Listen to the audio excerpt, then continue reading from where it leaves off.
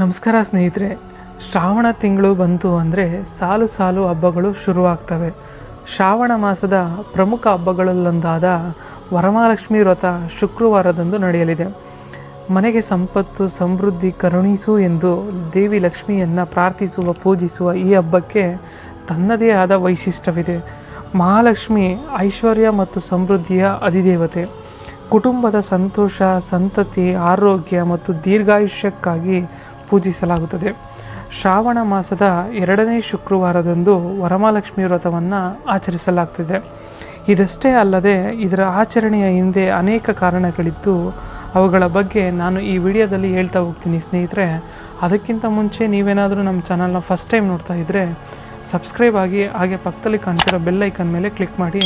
ನಾವು ಹಾಕೋ ವಿಡಿಯೋಗಳು ನೇರವಾಗಿ ನಿಮಗೆ ಬರ್ತವೆ.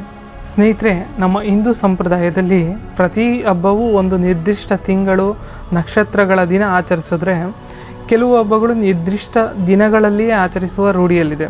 ಶ್ರಾವಣ ಮಾಸದ ನಾಗರ ಪಂಚಮಿ ಹಬ್ಬವಾದ ನಂತರ ಪೌರ್ಣಮಿಗಿಂತ ಮುಂಚೆ ಬರುವ ಶುಕ್ರವಾರದಂದು ವರಮಹಾಲಕ್ಷ್ಮಿ ಹಬ್ಬವನ್ನು ಆಚರಣೆ ಮಾಡಿಕೊಂಡು ಬರಲಾಗ್ತಿದೆ.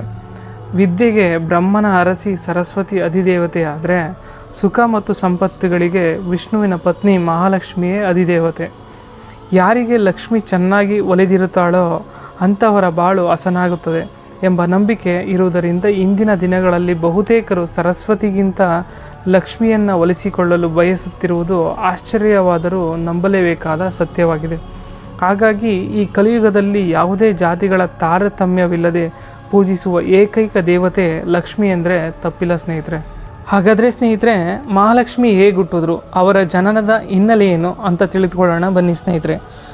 ಮುನಿಗಳಲ್ಲೇ ಅತ್ಯಂತ ಕೋಪಿಷ್ಠರೆಂದೇ ಖ್ಯಾತರಾದ ದುರ್ವಾಸ ಮಹರ್ಷಿಗಳ ಶಾಪದಿಂದಾಗಿ ದೇವೇಂದ್ರನು ರಾಜ್ಯಭ್ರಷ್ಟನಾದಾಗ ಸ್ವರ್ಗಲಕ್ಷ್ಮಿಯೂ ಸಹ ಸ್ವರ್ಗವನ್ನು ಬಿಟ್ಟು ವೈಕುಂಠವನ್ನು ಸೇರಿಕೊಂಡಾಗ ಸ್ನೇಹಿತರೆ, ದೇವಲೋಕಕ್ಕೆ ದಾರಿದ್ರ್ಯ ಕಾಡತೊಡಗುತ್ತದೆ. ಇದರಿಂದ ದುಃಖಿತರಾದ ದೇವತೆಗಳೆಲ್ಲರೂ ಚತುರ್ಮುಖ ಬ್ರಹ್ಮನನ್ನು ಮುಂದಿಟ್ಟುಕೊಂಡು ವೈಕುಂಠವಾಸಿ ಶ್ರೀ ಮಹಾವಿಷ್ಣುವಿನ ಮೊರೆ ಹೋಗ್ತಾರೆ.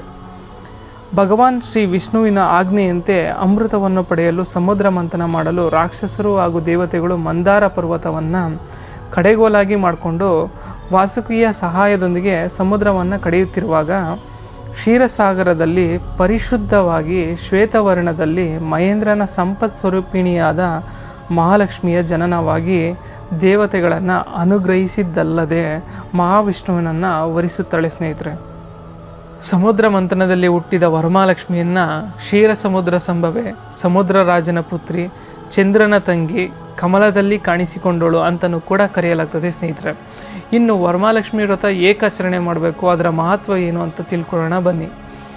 ಒಮ್ಮೆ ಶಿವಪಾರ್ವತಿಯರು ಏಕಾಂತದಲ್ಲಿ ಮಾತನಾಡ್ತಿದ್ದಾಗ ಈ ಜಗತ್ತಿನ ಉದ್ಧಾರಕ್ಕಾಗಿ ಯಾವ ವ್ರತ ಮಾಡಿದರೆ ಶ್ರೇಷ್ಠ ಎಂದು ಜಗಜ್ಜನನಿಯಾದ ಪಾರ್ವತಿಯು ಕೇಳಿದಾಗ ತಡ ಮಾಡದೆ ಸ್ವತಃ ಈಶ್ವರನು ವರಮಹಾಲಕ್ಷ್ಮಿ ವ್ರತವೇ ಅತ್ಯಂತ ಶ್ರೇಷ್ಠವಾದ ವ್ರತ ಅಂತ ಹೇಳ್ತಾರೆ ಸ್ನೇಹಿತರೆ. ವರಮಹಾಲಕ್ಷ್ಮಿ ವ್ರತದ ಮಹಾತ್ಮೆಯನ್ನು ಪಾರ್ವತಿಗೆ ಕಥೆಯ ರೂಪದಲ್ಲಿ ಹೇಳ್ತಾರೆ ಸ್ನೇಹಿತರೆ. ಕುಂಡೀನ ಎಂಬ ಊರಿನಲ್ಲಿ ಚಾರುಮತಿ ಎಂಬ ಬಡ ಮಹಿಳೆ ಇದ್ದಳು. ಬಡತನದಲ್ಲಿದ್ದರೂ ಆಕೆ ಕಾಯಿಲೆ ಪೀಡಿತ ತನ್ನ ವಯೋವೃದ್ಧ ಅತ್ತೆ ಮಾವಂದಿರ ಸೇವೆಯನ್ನು ನಿಷ್ಕಲ್ಮಶವಾಗಿ ಅತ್ಯಂತ ಶ್ರದ್ಧೆಯಿಂದ ಮಾಡ್ತಿದ್ರು. ಅವರ ಕಾಯಿಲೆಗಳು ವಾಸಿಯಾಗದೆ ಅವರು ನರಳುತ್ತಿದ್ದನ್ನು ನೋಡಿ, ಓ ದೇವರೇ, ದಯವಿಟ್ಟು ನಮ್ಮ ಅತ್ತೆ ಮಾವನವರ ಕಾಯಿಲೆಯನ್ನು ಗುಣಪಡಿಸು, ಅವರ ನರಳುವಿಕೆಯನ್ನು ನಾನು ನೋಡಲಾರೆ ಎಂದು ಪ್ರತಿದಿನವೂ ಕೇಳಿಕೊಳ್ತಿದ್ಲು. ಅದೊಂದು ದಿನ ಇದ್ದಕ್ಕಿದ್ದಂತೆ ಆಕೆಯ ಕನಸಿನಲ್ಲಿ ಮಹಾಲಕ್ಷ್ಮಿ ಕಾಣಿಸ್ಕೊಂಡು, ಎಲೆ ಚಾರುಮತಿಯೇ, ನೀನು ಅತ್ತೆ ಮಾವಂದಿರನ್ನ ಕಾಳಜಿಯಿಂದ ಸೇವೆ ಮತ್ತು ಕಾಳಜಿಯನ್ನು ನೋಡಿ ಮೆಚ್ಚಿದ್ದೇನೆ. ಶ್ರಾವಣ ಮಾಸದ ಹುಣ್ಣಿಮೆಗೆ ಮೊದಲು ಬರುವ ಶುಕ್ರವಾರ ನನ್ನನ್ನು ಪೂಜಿಸು, ನಿನ್ನ ಇಷ್ಟಾರ್ಥಗಳನ್ನೆಲ್ಲ ನೆರವೇರಿಸುತ್ತೇನೆ ಎಂದು ಹೇಳಿ ಕಣ್ಮರೆಯಾದಳು. ಸಾಕ್ಷಾತ್ ಮಹಾಲಕ್ಷ್ಮಿಯೇ ತನ್ನ ಕನಸಿನಲ್ಲಿ ಬಂದು ತನ್ನೆಲ್ಲ ಕಷ್ಟಗಳಿಗೆ ಅನುಗ್ರಹಿಸಿದ್ದನ್ನು ನೋಡಿ ಸಂತೋಷಗೊಂಡ ಚಾರುಮತಿ ತನ್ನ ಕನಸಿನ ಬಗ್ಗೆ ತನ್ನೆಲ್ಲ ಬಂಧು ಮಿತ್ರರಿಗೆ ತಿಳಿಸಿ ಶ್ರಾವಣ ಮಾಸದ ಪೌರ್ಣಮಿಗಿಂತ ಮುಂಚೆ ಬರುವ ಶುಕ್ರವಾರ ಬಹಳ ಭಕ್ತಿ ಭಾವಗಳಿಂದ ಮಹಾಲಕ್ಷ್ಮಿಯನ್ನು ಆರಾಧನೆ ಮಾಡಿ ಆ ತಾಯಿಯ ಅನುಗ್ರಹ ಪಡೆಯುತ್ತಾಳೆ. ತದನಂತರ ಆಕೆಯ ಬಡತನವೂ ನೀಗುವುದಲ್ಲದೆ ಆಕೆಯ ಅತ್ತೆ ಮತ್ತು ಮಾವನವರ ಕಾಯಿಲೆಗಳು ಕೂಡ ವಾಸಿಯಾಗ್ತವೆ. ಅಂದಿನಿಂದ ಪ್ರತಿ ವರ್ಷವೂ ಆಕೆ ತನ್ನ ಬಂಧು ಮಿತ್ರರೊಡನೆ ತಪ್ಪದೆ ಮಹಾಲಕ್ಷ್ಮಿಯ ವ್ರತಾಚರಣೆ ಮಾಡಿ ಸಕಲ ಆಯುರಾರೋಗ್ಯ ಐಶ್ವರ್ಯವಂತಳಾಗಿ ಹಲವಾರು ವರ್ಷ ಸುಖವಾದ ನೆಮ್ಮದಿ ಜೀವನ ನಡೆಸುತ್ತಾಳೆ.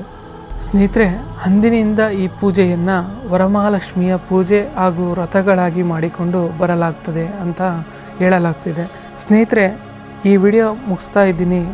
ಈ ಮಾಹಿತಿ ಇಷ್ಟ ಆಗಿದ್ದರೆ ಇಂಥದ್ದೇ ವಿಷಯಗಳ ತಿಳಿಯಲು ನಮ್ಮ ಚಾನಲ್ನ ಸಬ್ಸ್ಕ್ರೈಬ್ ಆಗಿ. Thank you.